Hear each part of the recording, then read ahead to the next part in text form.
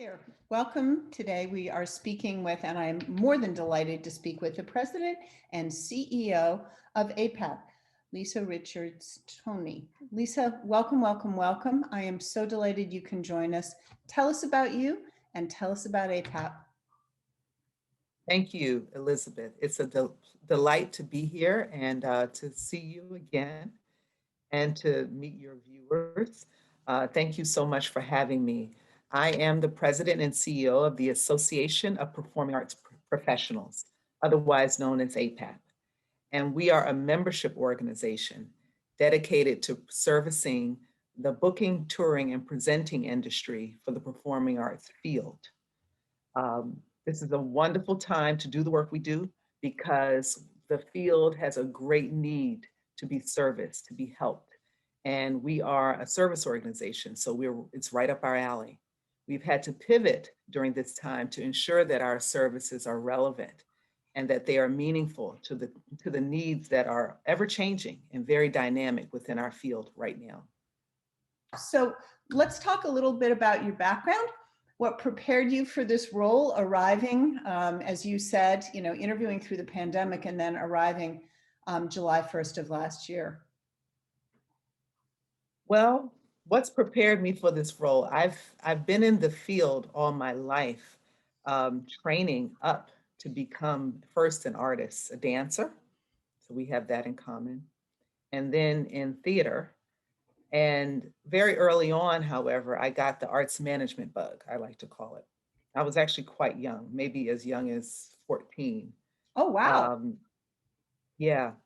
And I like to credit Carol Foster, who is an arts leader here in the District of Columbia, for really giving me my start. And I share that she's the one that allowed me to sit at her desk. In other words, when I was very young, she allowed me to manage pieces of the organization that I was a part of at the time called the DC Youth Ensemble. And whether it was, organizing and orchestrating the summer camp program, figuring out auditions, communication with parents or families about rehearsal schedules, all the tools of being a good company manager. Yeah. She let me try all of that out. And as I tell even young people that I mentor, we have to try because that's how we learn. And we have to have that exposure early on to the real efficacy of this work and the real opportunity as we look forward at this career as really sustaining what we do in this field. So I tried, I failed, I tried again. I was young, nimble, right? And so much so that I kind of always had a hybrid existence, whether it was like I'm performing and I'm training, and my training was quite intense, all the way up through my training at the Alvin Ailey School when I was 19 as a part of their summer program. But I always had this duality working for me, hybrid life existence, where it's like I might be an artist, but I've got this other side. And I'd been wrestling with that forever, including in college when I was an arts theater major, drama major, actually. It was the Department of Drama, and not necessarily a business major, but an English major.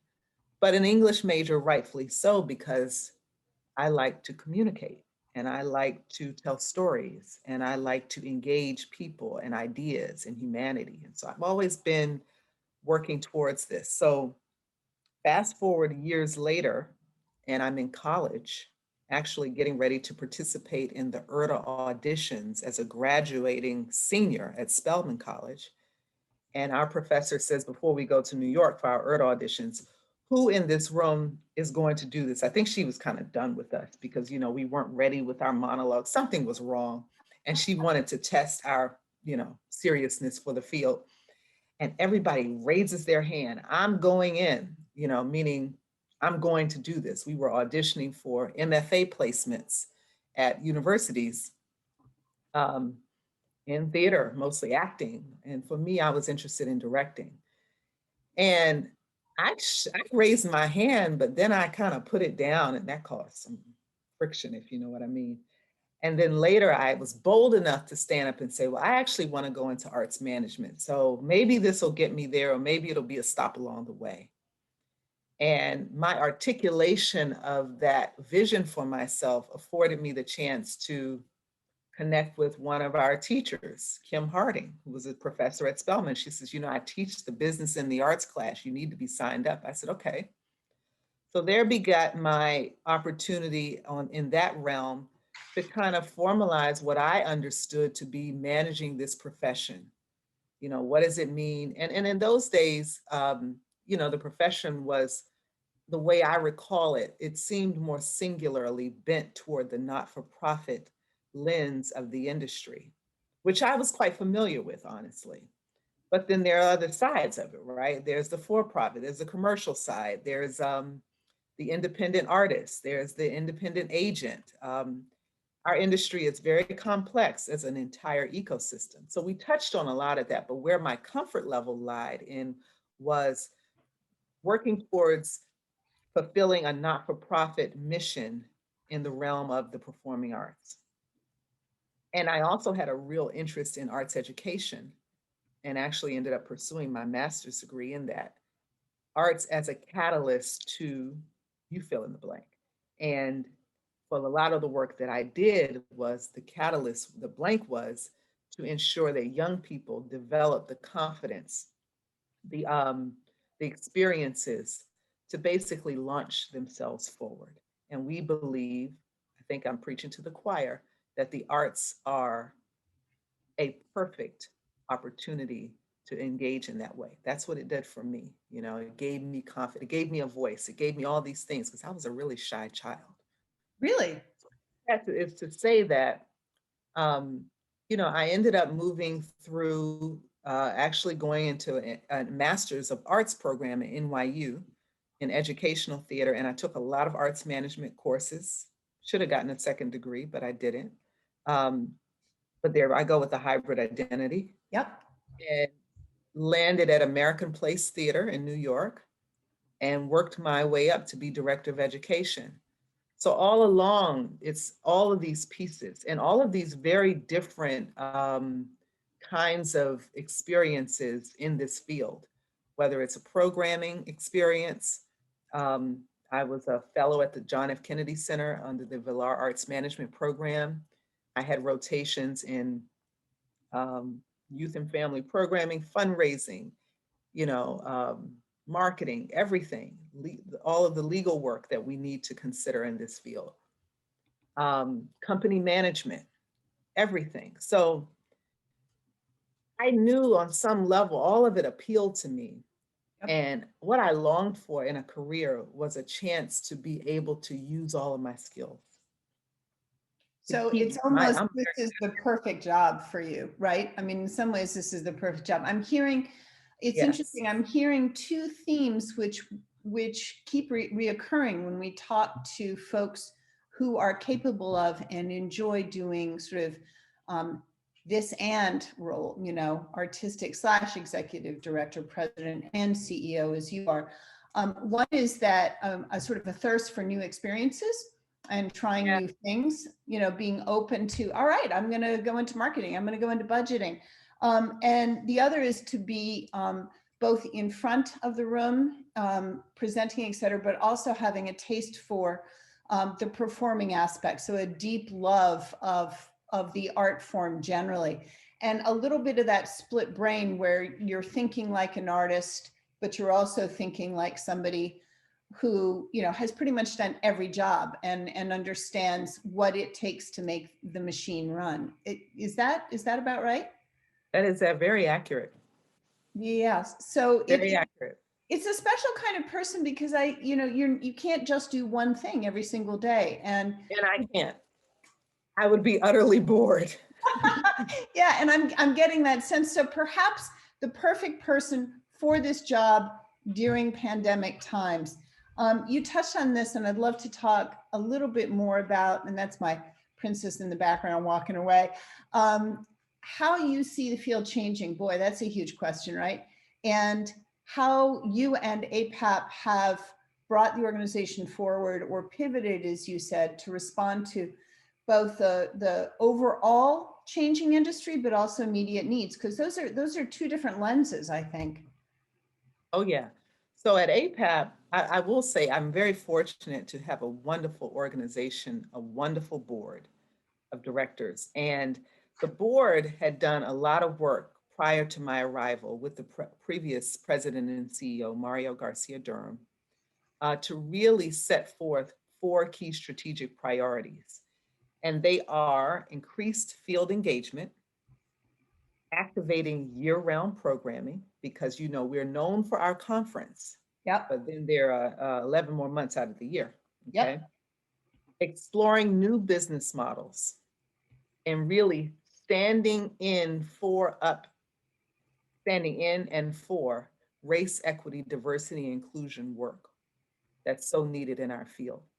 So it's interesting because when I got to APAP, I think I started officially on July 1, but my first day was technically June 1 because I was a consultant and I was kind of in the learning phase shadowing Mario. And I tell you, my first day, he said to me, well, we have the George Floyd situation and we need to respond. And I said, we do. And immediately I was jolted into what does it mean to be a leader of APAP? It means the here and the now. It means responsiveness. It means nimbleness. It means taking a stand on issues that matter. And I liked that. So I was ready. And then I watched as the board very masterfully went back and forth, weaving ideas, questioning, engaging around our statement. Because our statement was a statement, but it was also a call to action for us, as most companies and organizations have humbly taken on. How can we better live up to the moment, the call to action that is being required, not even asked of us, but required of us to take on, and rightfully so, to do this work for racial equity and equitable partnership, and how does it manifest itself in our field? So, I'd like to say that APAP, we have laid the foundation. And so it's now opportune time for me and the values that I have and the things I hold personally also very dear to come in and to help steer the organization and to actually really deepen our execution and our achievement of these goals. Increased field engagement. My God, if people can't connect in a live venue, our success is because everybody's on top of each other. Yep. And that's when you had an amazing event because you oversold it or you did something like that. And people can't do that. And livelihood, economics, emotional well-being is all tied, identity is all tied up in that. One of the most important things that we can do is increase our engagement so that we can, as I like to say, help carry our field forward, steward the good work that they are doing, help them in being very transparent around what the solutions are right now and helping people to try on these new solutions. So one of the new things we have at APAP is a listening lounge, real talk in real time. It's a member services engagement piece where we're really bringing our members together and not in an affinity, agents on here and presenters over here, artists over here, and so forth and so forth, but all of us together, meaning how are you reopening? When are you ready? What regions are able to do what and when? And so we can learn from each other in an active way. That's something new that we're working on. We're That's also, That's fabulous. just in general, looking at how to explore a new business model. The conference is a conference and people come to do business. There's no doubt about it. But there's a year-round opportunity in that. There is a infrastructure around IT and digitization that if we are smart, we will pay attention to and rise to the occasion for. So all of that is in our work and our focus. The touring model is either dead or on its last gasp or needs to be radically reimagined, which of course has huge implications for us as a country, right? How to get artwork out and seen, how to have that group experience together. And I do worry a little bit that sort of like healthcare, it's going to become a two-tier system. There'll be those of us who are privileged to have access and live in certain areas, and those of us who are not part of that conversation. And then point two, which is kind of goes with it, but is not the same, is that dance in particular has been hit hard, harder than any, and dance for women of color has been either running a studio or programming. From what we're hearing, New York Times, et cetera, has been hit particularly hard. I'd love you to talk a little bit about that. Dance has, traditionally been one of the, it's struggled, it has struggled economically, even when you compare it across the board to some of the other disciplines. In terms of culturally specific performing arts organizations and maybe specifically dance, um, we're all struggling. They are definitely struggling. Um, how we get back into a space of turning this struggle into something that we can create off of, and then thereby enhance, the future of our business. I think we need to really look to our very authentic stories, the authentic presentation of the art forms. If art manifests from a sense of one's culture, one's life, one's own story, then we have a space to kind of grow in. I think when we start putting on things that don't necessarily fit, I need to think more about that. But it seems to me that we'll have a harder time. If we can start to tell the stories of our time, the stories that, there's so much to say. Yeah. Yep. And the artists Yep. have the channeling power of that. Yep. So it's like, I wouldn't lean out of, it's like, well, we need to be telling the story of, you name whatever ballet or modern piece it can be. It's like, no, what is the story of now? Amen. And where do we build from? And how does our creativity really just lean into that? It's just like us at APAP. It's our great pivot. All of us have to make that. We are pivoting because we need to do things. I can't do the APAP that was done a couple of years ago. It won't work. Exactly. Exactly. And so the same is for our arts organizations. And then when I see arts organizations, I just go to the art. I look at what is it that we are trying to cross the footlights with? What do we want our audiences to see? What are the values we want them to take away with? People are humbled now. I think so. Our country, we've been through a lot. Okay, this is an opportune time to get people's attention around the issues that matter. And the openness and the freeness that comes from expressing that through dance and other creative mediums is something that we need. And it's not always articulated up front, like we need the vaccine or we need healthcare, but people need connection. Yep. Yeah. I'm jumping up and down in my chair. I'm so excited because I'm like, yes, yes, yes, absolutely.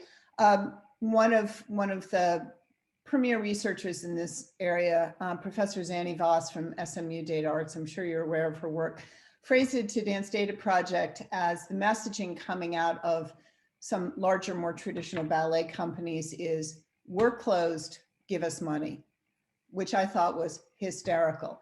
And instead of being creative and looking at the pandemic as an opportunity, to your point, of reaching new audiences, perhaps telling some new stories. Our research shows that some companies are commissioning smaller, newer works, which are less risky and giving new voices a chance.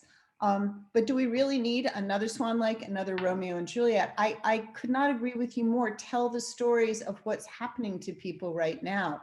And that's where you'll pull people in. That's what I think you'll make audiences for life. But I also want to talk a little bit about the economics. As you know, Dance Data Project has been focusing on what we call connecting the dots. between the catastrophic loss of jobs in the arts world, particularly in dance, and then the unequal burdens on women, and particularly women of color. So it's elder care, it's child care. Women are overrepresented demographically in the performing and the fine arts, but particularly at the bottom tier. I feel very strongly that arts policy needs to look at the reality of who their workforce is when they're making recommendations about the entire creative economy. So I feel very strongly about this, and I'd love your thoughts. So when we talk about the creative economy, we're not just talking about the things that are so obvious, right?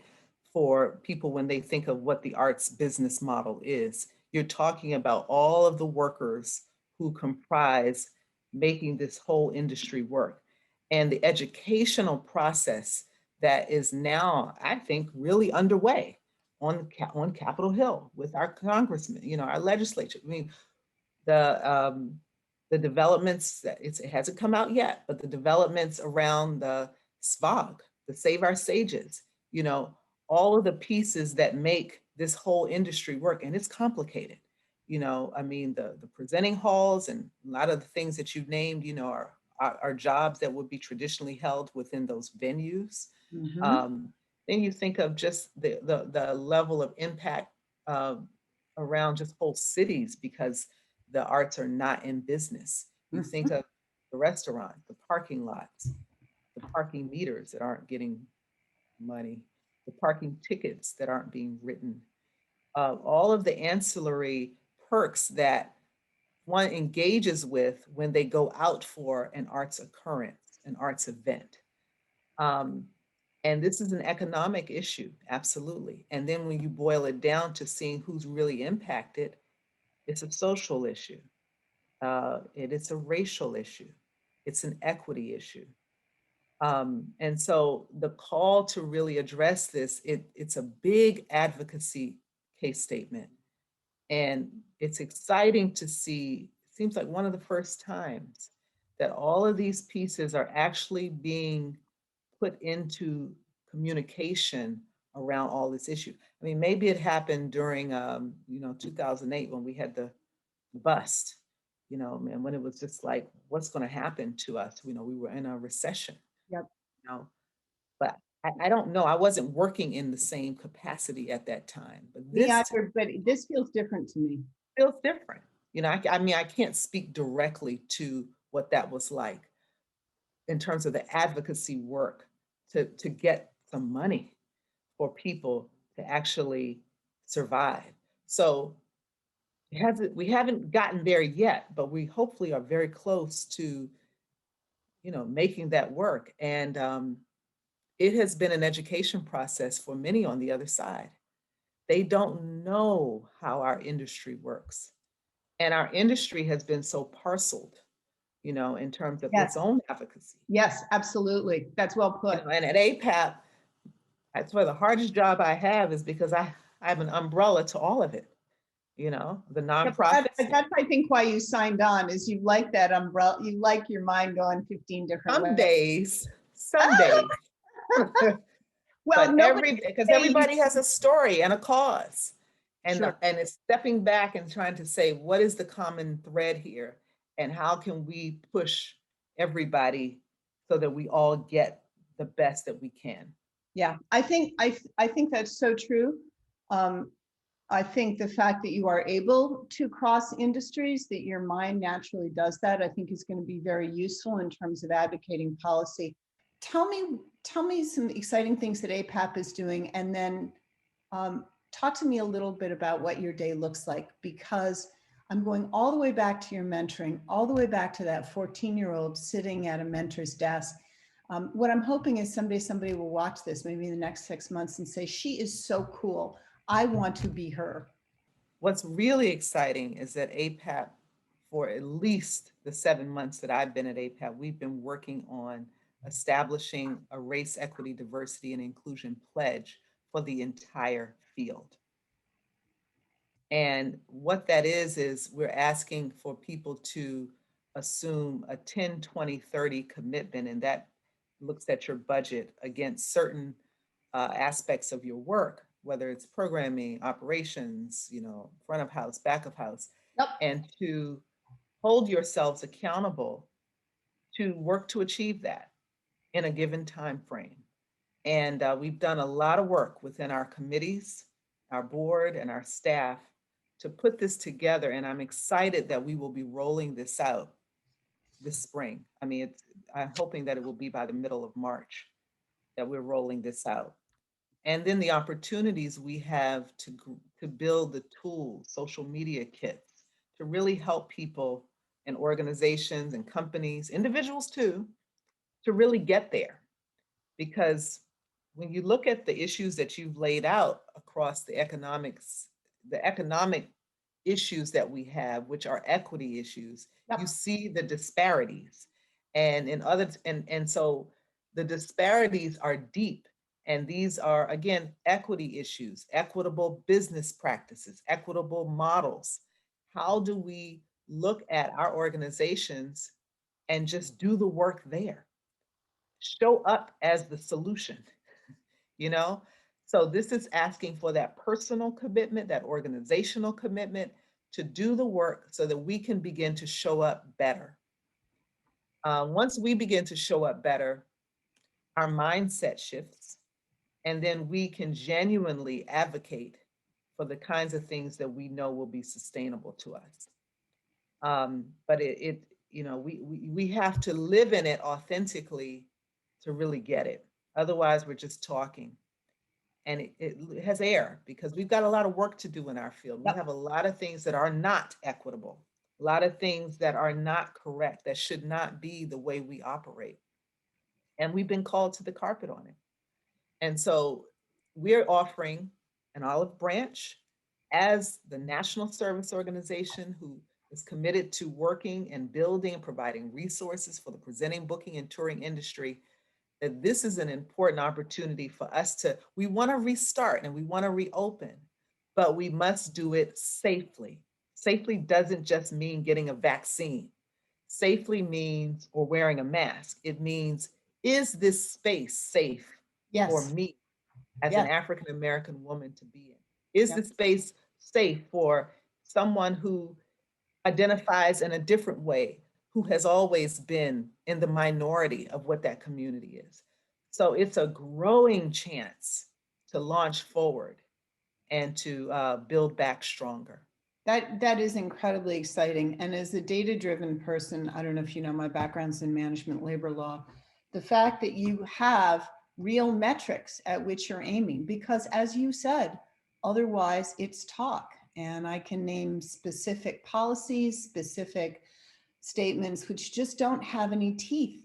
But it is doable. I mean, I look at the museum world, for example, and the Center for Curatorial Leadership, and they get the numbers and they look at them, both in terms of race and in terms of gender, and they're actually committing to make a change. So I cannot wait to be part of this, to support. And we at APAP will sign the pledge as well. Yep. You understand what I mean? I do. We have to help model this, and we have work to do too. I mean, our organization has shifted in a positive way over the last few years. It's really remarkable. I mean, the composition of our board, our staff, what it means to be at the table, who's invited, who's really welcomed. It makes me proud, and it's one of the reasons why I did take the job. I felt like I could actually be here. I was going to ask about that. That was, of course, my follow-up question is, I mean, you've said a lot of positive things about your board, which is great, even before you actually took the job, working as a consultant. We will be so excited to promote it, to investigate it a little bit more. I mean, that really is exciting. I mean, it's necessary, but it's so important that as a national organization, you're actually stepping up to do that. I do hope, by the way, that gender is included as part Yes, of that. gender is absolutely included. Given especially the demographics of the workforce. I think APAP is in brilliant hands during a really, really rocky time, and it will be, you've already been such an extraordinary resource. It will be really fun and interesting to dive in and watch where the organization goes with you at the helm, where you're planning on taking it. Any last thoughts?